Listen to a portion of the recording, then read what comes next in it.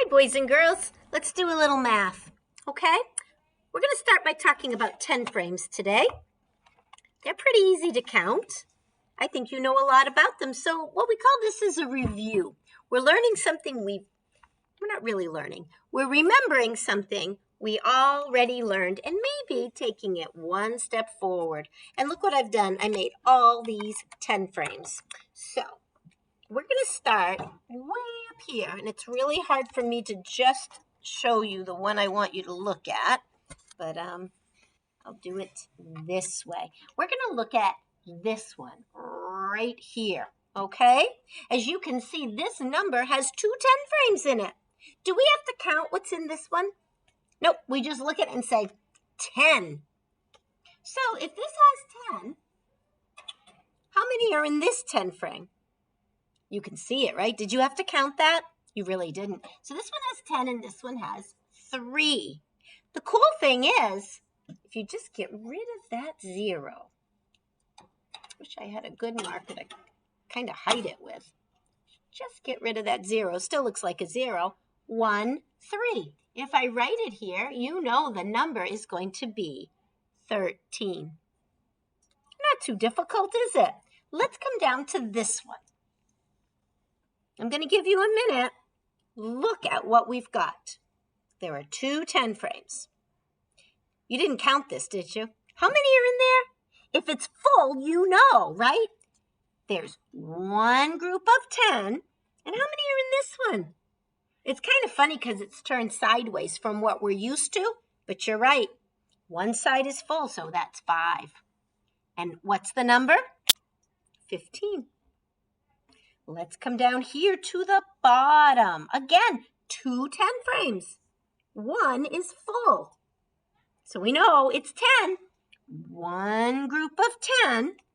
And, oh, there's only one missing. This would be another group of 10 if that was there. So if it's not 10, it's one less. We know without counting, it is 9. That's my challenge to you, boys and girls, is to when you look at a 10 frame, don't start by counting. Start by thinking, if there's only one missing, it's 9, right? If you think logically about numbers and what you already know, you'll be able to do it. Well, let's move over to these. Are you noticing the difference? Now there are not just two 10 frames. There are 3 10 frames. So this one here, without counting, you know it's 10, right? How much is in this one? It's full, so you know it's 10. And look at this one. There's only 3, right? Now, that's not a real number over there, is it? We have together, these are how many groups of 10? 2 groups of 10 and 3 more. What is 2 groups of 10 and 3 more? 23. 10, 20, 23. All right, one more to do together. 3 10 frames.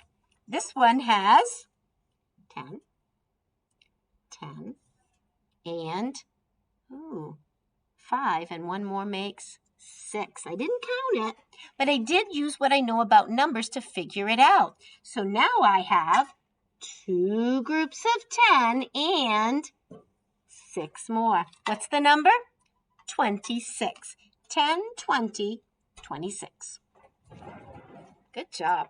Okay, so today we are going to work on page 51. And as you can see up here, they have the 10 frames. And they want you to write the number. Now, you're going to notice that it goes in order, because I know you would notice that right away. So my challenge, parents, for children that can do this, would be to cover it up and show them just the 10 frame, the 2 10 frames you want them to work on. See if they can figure out those numbers, because just writing them in order would be too easy. They're so smart. Again, down here, they want you to touch and count the rocks from the cow to the grass. So you're going to write in the missing numbers. And here, you're going to count by ones and help the kitty to play with the yarn. You're just filling in missing numbers. But down here, they get tricky. 10, oh, it's not. 11, 10, they're going backwards. 11, 10, you can do that. 21, 19, I could go this way, 19, 21, and figure it out. So think about it. They want you to count down. Let's count together down. Ready? Let's start with 20. Okay, 20, 19. Are you saying it with me? Because I already know how to do this.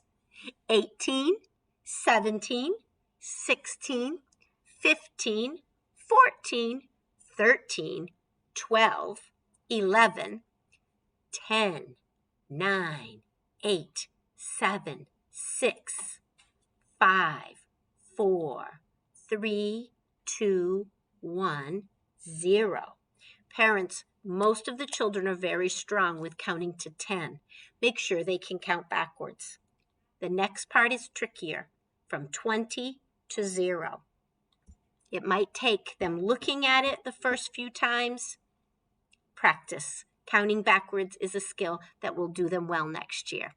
Okay, so boys and girls, the other thing I have for you for practice is addition dice roll. Now, we're not really rolling the dice. I wish they had let us do that. But as you can see here, it's 4. So you would write, like I just did, the number 4 plus, what's over here? Oops. 3 equals. Now, if you know 4 plus 3 right in your brain, that's great. You can write it down. If you don't know it, we're going to use counting on. Like we would say 4, 5, 6, 7. Okay? You don't have to count the one that you know. You know the big number is 4, 5, 6, 7. So 7 is the answer. 4 plus 3 equals 7. Let's look at this one because it's just a little different. 2 plus 6. You know those numbers without counting. They are just the way they are on our cards. Now, if you don't know what 2 plus 6 is, the easiest thing to do is pick the big number. Which one is bigger, 2 or 6? 6. We don't have to count that. 6, 7, 8. It's called counting on. You might already think 6, 7, 8. So this is a great practice paper. Parents, I know, it's warm out. You make a good decision for your child, what you'd like them to do today. I am supplying the practice work if that's something that will work for your family, okay? If you want to send it to me, I would love to see it. Enjoy your math today.